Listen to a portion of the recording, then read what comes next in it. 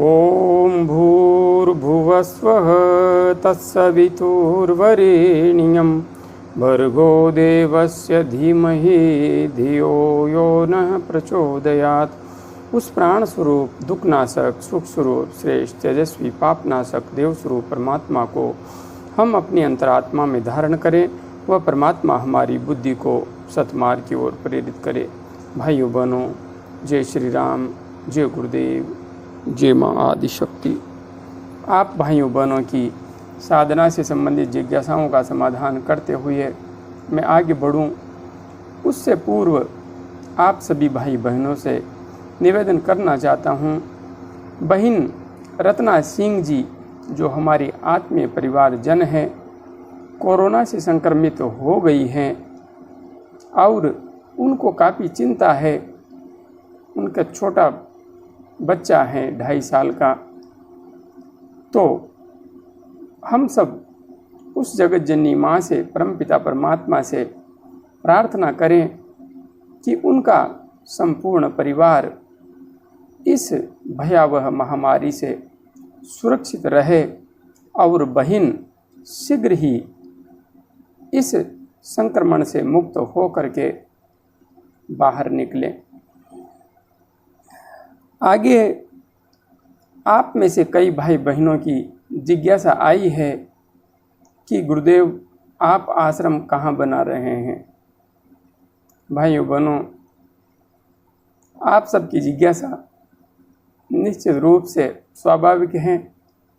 तो मैं आश्रम अभी जहाँ पर मैं रह रहा हूँ, यह स्थान राजस्थान के झालावाड़ ज़िले में स्थित है और झालावाड़ ज़िले में ही झालरापाटन, जो कि एक प्राचीन तीर्थ नगरी है, हाड़ौती क्षेत्र के अंदर झालरापाटन का आध्यात्मिक रूप से बहुत बड़ा महत्व है और इसे प्राचीन समय में इस नगरी को झल्लरपट्टनम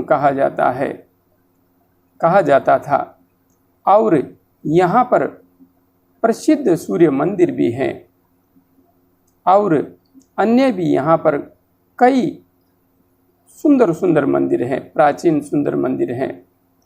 तो जिस प्रकार से मेरा उद्देश्य है, उस प्रकार से झल्लरपट्टनम नगर में यह आश्रम स्थापित होगा और यह कोटा से 85 किलोमीटर दूर है।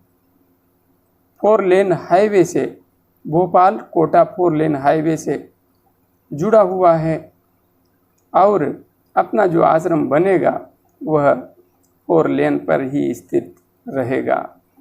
और जब आप यहाँ पर पहुँचेंगे तो मुंबई की तरफ से आने वाले साधक भाई बहन, कोटा से पहले ही रामगंज मंडी नाम से एक स्टेशन आता है, जहाँ पर अधिकांश सभी ट्रेनें रुकती है। तो वहाँ से यह स्थान लगभग 20 किलोमीटर पड़ेगा। और यदि आप कोटा की तरफ से यानी कि दिल्ली की तरफ से आते हैं तो कोटा के बाद में रामगंज मंडी स्टेशन पड़ेगा। तो वहाँ से आप यहाँ पर पहुँच सकते हैं और कोटा से यदि बाई बस पहुँचते हैं तो 85 किलोमीटर है और प्रत्येक 15 मिनट में बस उपलब्ध है। प्रत्येक 15 मिनट में बस मिल जाती है, इसलिए सुगम है आना, कोई समस्या नहीं है। आज प्रथम जिज्ञासा सम्मिलित कर रहा हूँ। बहन ऋतु राजपूत जी ने अपनी जिज्ञासा प्रकट करते हुए लिखा है, गुरुजी गायत्री मंत्र के साथ ओम नमः शिवाय भी जप कर सकते हैं क्या? बिल्कुल बहन, गायत्री मंत्र के साथ ओम नमः शिवाय मंत्र का जप करने में कोई भी समस्या नहीं है। यदि आप गायत्री महामंत्र के साथ ओम नमः शिवाय मंत्र का जप करना चाहती हैं तो कर सकती हैं, कोई समस्या नहीं है। आगे बहन आरती राणा जी ने अपनी जिज्ञासा प्रकट करते हुए लिखा है, गुरुजी प्रणाम। प्रणाम बहन प्रणाम। गुरुजी, मैं ध्यान करते समय सांसों पर ध्यान करती हूँ। अब स्थिति यह है कि जिस समय मैं ध्यान नहीं करती हूँ उस समय भी मेरा ध्यान सांसों पर ही रहता है, सोते समय भी सांसों पर ही रहता है, जिसके कारण मेरे गले की नसें पूरा दिन हलचल में रहती है। दिन में कभी कभी मेरा शरीर मूर्ति की तरह जड़ हो जाता है। मुझे सिर्फ सुनाई देता है, लेकिन शरीर निर्जीव सा हो जाता है और कभी कभी काम करते समय अचानक से बेहोशी जैसा लगता है। मुझे बचपन से ही भविष्य में घटित होने वाली घटनाएं स्वप्न के द्वारा दिखाई दे जाती है। आलस्य सा भी रहता है। कभी कभी तो ध्यान से भी मन ऊबने लगता है। ऐसा विचार आता है, ना तो दुनिया में ही कुछ रखा है और ना ध्यान में कुछ रखा है। ध्यान के दौरान मेरा 8-9 किलो वजन भी कम हो गया है। क्या गुरुजी ध्यान में ऐसा होता है? कृपया मार्गदर्शन करें। गुरुजी, आपसे पहले मुझे मेरी समस्या का समाधान कहीं नहीं मिला। आप ऐसे ही अपनी कृपा बनाए रखना। बहन, आप का अनुभव मैंने पहले भी सम्मिलित किया था और आज फिर सम्मिलित कर रहा हूँ। आज भी आपने अपनी स्थिति को विस्तार से प्रकट किया है। जहाँ तक बात है आपकी स्थिति की, तो वह स्थिति तो स्पष्ट रूप से दिखा रही है कि आप काफ़ी ऊंचाई पर, अध्यात्म जगत की काफ़ी ऊंचाई पर पहुंच चुकी हैं। उसी के परिणाम स्वरूप यह सब हो रहा है। और हाँ, यहाँ पर जो आपने लिखा है उसमें आपने लिखा ऐसा विचार आता है, ना तो दुनिया में ही कुछ रखा है और न ध्यान में कुछ रखा है। ध्यान के दौरान मेरा 8-9 किलो वजन भी कम हो गया है।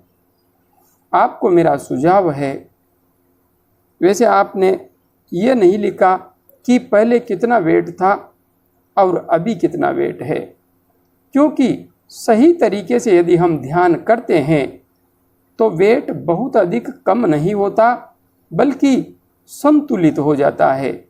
मैंने स्वयं ये महसूस किया है।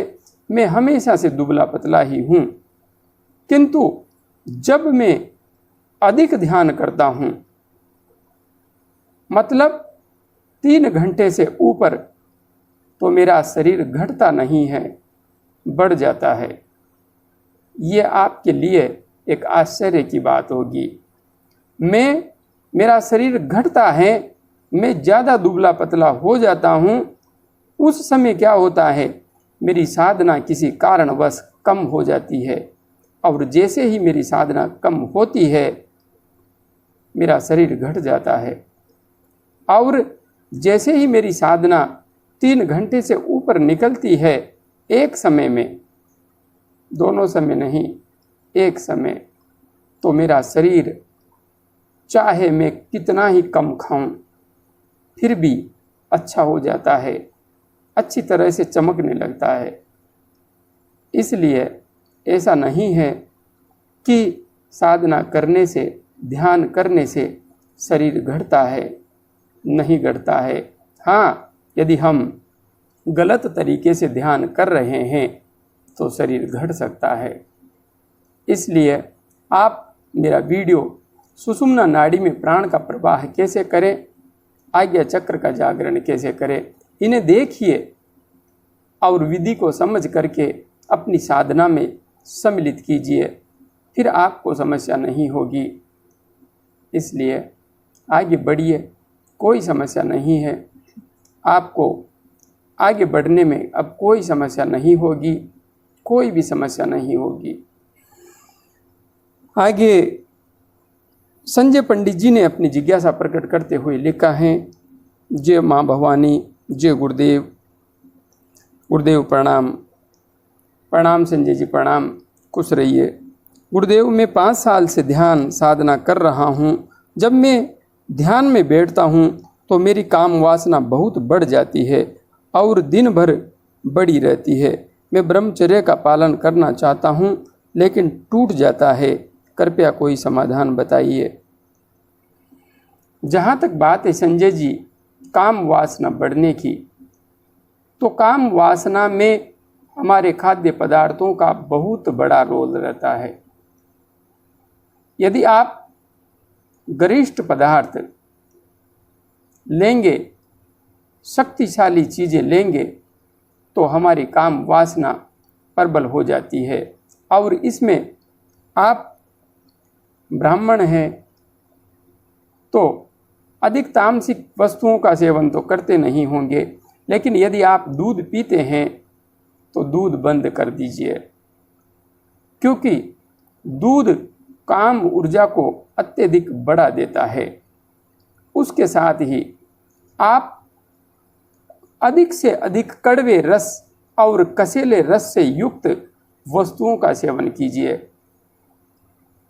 आप 4-5 नीम की पत्तियां प्रतिदिन खाना खाने के बाद चबाइए, या नीम घनवटी जो गोली आती है उसका सेवन कीजिए। आपको निश्चित रूप से महसूस होगा कि आपकी काम ऊर्जा नीचे जा रही है। इसलिए जो भी शक्तिशाली, शक्ति देने वाली यानी कि घी हैं और भी जो भी वस्तुएं हैं, उनसे थोड़ा सा आपको बचना है। और दूसरा प्रयोग, आपको नाड़ी शोधन अनुलोम विलोम प्राणायाम अर्थात सुषुम्ना नाड़ी में प्राण का प्रवाह कैसे करें, इस वीडियो को देखना है। आज्ञा चक्र का जागरण कैसे करें, इस वीडियो को देखना है।